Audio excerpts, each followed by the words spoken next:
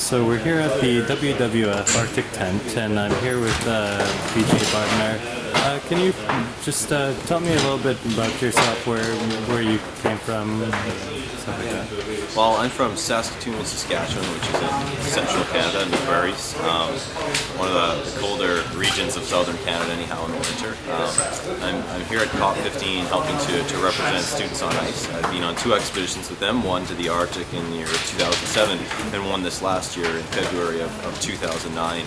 And that sort of really spurred an interest in climate change and environmental issues for me, and that involved a lot of other projects as well. So I'm here at COP sort of doing 2 things. Number one, trying to really bring to the table the issues that are associated with the Arctic and Antarctic, which are regions that are also disproportionately affected by climate change. Not a lot of people have been to these regions, and we think it's really important to have representatives here.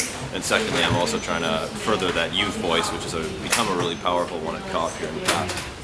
Yeah, and how do you feel COP15's gone so far? What are your thoughts? I think from a political standpoint, it definitely hasn't gone the way that we had hoped coming into this. There were a few possibilities, and there were certainly a lot of reasons for hope, and it's certainly not over. But I think what we've seen so far is countries that have more or less acted in a self-interested manner instead of one of global interest, and that's sort of been the common theme that we were hoping we could break. But basically what we've seen is a relative stalling in negotiations on the part of a lot of the major players, and a lot of people had sort of billed Copenhagen as a potential breakthrough moment. At this point in the process, we basically know that we haven't gotten that breakthrough. What will transpire the next couple days will show us what we're going to be left with, and sort of more or less what kind of pieces we're going to have to pick up.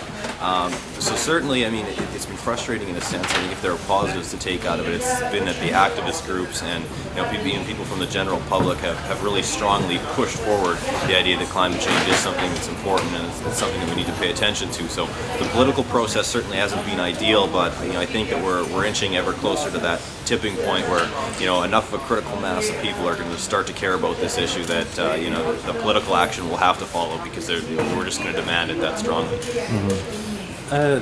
Canada's found itself in quite a position of controversy here at COP15. What are your thoughts on that? Ideally, what would you like the government of Canada to do? Sure. Well, yeah. Canada's position here has definitely been a controversial one. A lot of the NGOs have basically labeled Canada as having the worst targets of any developed country in their position at this stage. And from a personal standpoint, I find that really disheartening, because a lot of us as Canadians we have a lot of pride in the fact that our country is supposed to be a leader on an international stage, and certainly not a follower when it comes to climate change. We definitely haven't been in that position. What I would like to see is a set of targets that Canada brings to the table that's based on science. And right now, the emissions reductions targets that Canada is setting forward are nowhere near the reductions targets that the scientific community has told us is necessary to avoid the potentially catastrophic consequences of climate change. So what we're looking for is 20% below 1990 levels by 2020. And 80% below 1990 levels in Canada by 2050, and basically what we're getting is a very different number. We're getting 3% below 2006 levels by 2020, and even worse long-term targets.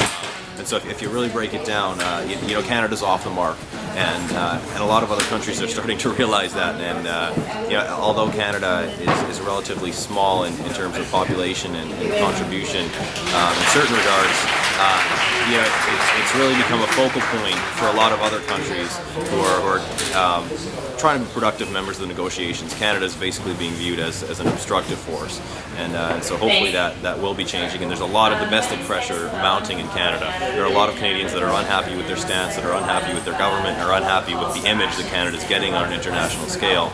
And the positive from the scenario is I don't think that Canada can continue to play this obstructionist role for very long, because we're just going to reach the point where people will not accept it anymore. Mm-hmm. You mentioned the power of youth in this whole process. What suggestions would you have for youth in Canada to get involved in this whole process? Sure. Well, I mean, ideally, and this is my first COP, and one of the things that I've really noticed that when it comes to the organization of the different events and displays, demonstrations, protests, displays of activism in general, it's young people that are really at the underlying undertone organizers of these events. They're the ones that are really pushing that agenda forward, and whether it's media stunts or sit-ins or whether it's actually actively being involved in the conference, young people are sort of what really get things done on the ground. In terms of Canada, I think the best way, ideally, young people would be able to attend the conference, but I mean, the reality is that we're not all going to be able to be here and participate directly in the event. But for young people back home in Canada, one of the most powerful things you can do is get involved in protests or social media, whether it's Facebook or Twitter or anything, just getting the message out there that you do care about climate change and you do care about the stance that your government is taking, and more or less that you care about your future and you're not willing to see that fade away quietly. And there's a number of different ways that you can do that, but the most important thing is just for young people to be heard and to say that our opinion on this issue isn't reflected by our government. What our government is doing at these negotiations doesn't represent what we want them to be doing, and by no means are we willing to accept it. So by using any of the different outlets that you can, and certainly, like I said, social media is a really effective one. If you want to take it a step further than that, organizing protests, organizing demonstrations, and then for the rest of the year, of course, the major things that you can do are changing your personal life, so your transportation habits, things that you're consuming, trying to be a little bit more conscious of the direct impact that you're having on the world around you. All right. Well, thank you very much. Oh, it's been a pleasure. Thanks, Jess.